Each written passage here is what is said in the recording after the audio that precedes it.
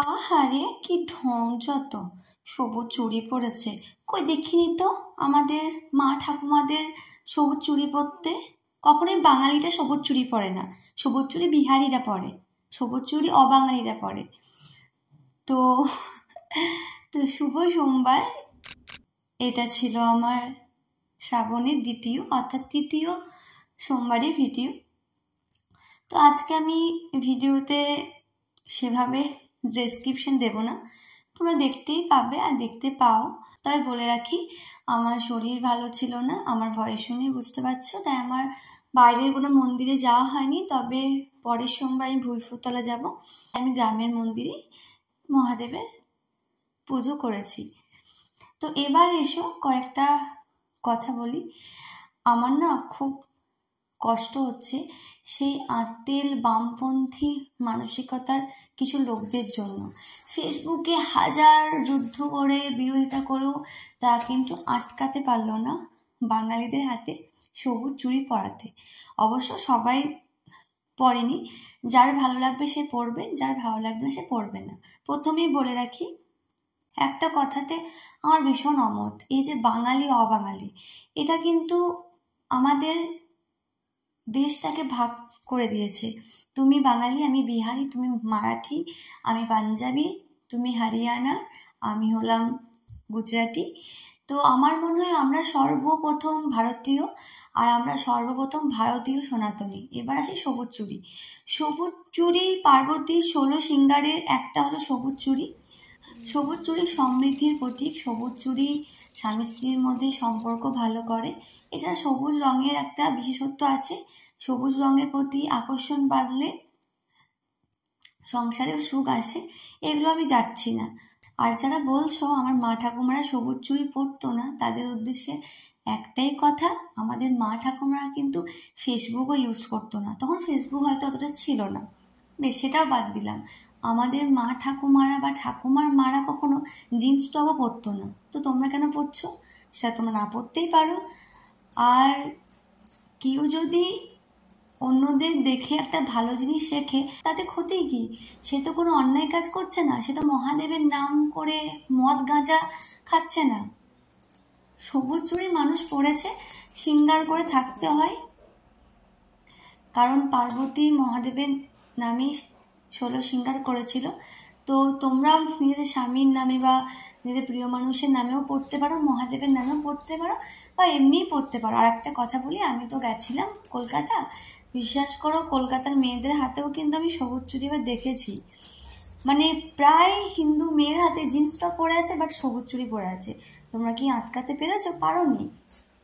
অবাঙালিদের থেকে যদি কিছু ভালো শিক্ষাই নেয়, তাতে ক্ষতি কি? আবার কেউ কেউ বলছো শ্রাবণ মাসে সবুজ চুড়ি পরলে নিরামিষ খেতে হয়। প্রথম এটা কথা বলি, সনাতন ধর্মে বা আমাদের আশেপাশে রাজ্যে অনেক রাজ্য কিন্তু একদম ভেজ, তারা কিন্তু মাছ মাংস খায় না, মাছ মাংস ডিম কিছুই খায় না। এবার হচ্ছে প্রশ্ন, আমরা খাই। এবার আমাদের এটা কিন্তু দোষ নয়, আমরা যে জিনিসটা ছোট থেকে খেয়ে আসছি, শিখে আসছি, এবার সেটা তো আমাদের দোষ নয়। আর যদি আমাদেরকে না খাওয়াতো, আমাদেরও স্বাদ জানা হতো না। এমন অনেক কিছু জিনিস আছে যেগুলো অন্য ধর্মের লোক খায়, সেটা আমরা ছুঁয়েও দেখি না, আমাদের ঘৃণা হয়, অরুচি লাগে, তাই না? আর আমার মনে হয় শ্রাবণ মাসে অনেক মেয়ে বা ছেলে ভেজ খায়, মাছ মাংস ডিম খায় না।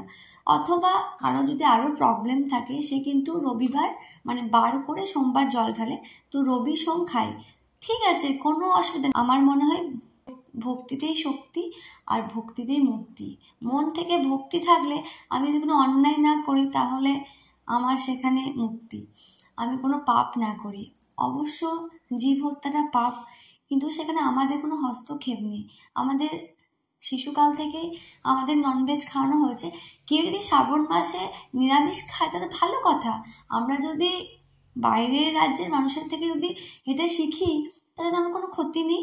আর যে মেয়েরা ফেসবুকে পোস্ট করছো আতেল টাইপের, যে আমরা তো বাঙালি, এটা অবাঙালিদের কালচার, তাহলে বিয়েতে এখন মেহেদি সঙ্গীত এগুলো কিন্তু অবাঙালিদের কালচার, এটা বাঙালিদের কালচার নয়।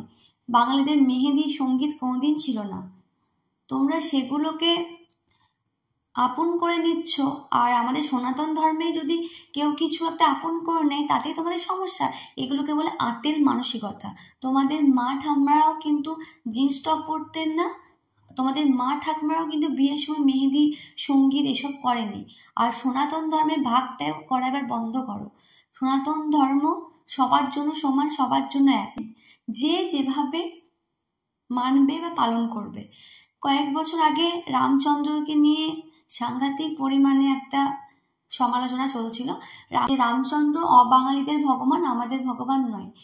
আমি জানি না যে সনাতন ধর্মে মানে ভগবানও এখন রাজ্য ওয়াইজ ভাগ হয়ে যাচ্ছে, তাই না? রামচন্দ্রই কিন্তু প্রথম মা দুর্গার আরাধনা করেছিলেন শরৎকালে। সেই থেকেই আমরা দুর্গাপূজাকে শারদীয়া উৎসব বলে থাকি বা শারদীয়া দুর্গোৎসব। আমরা শরৎকালে কিন্তু দুর্গাপূজা করে থাকি।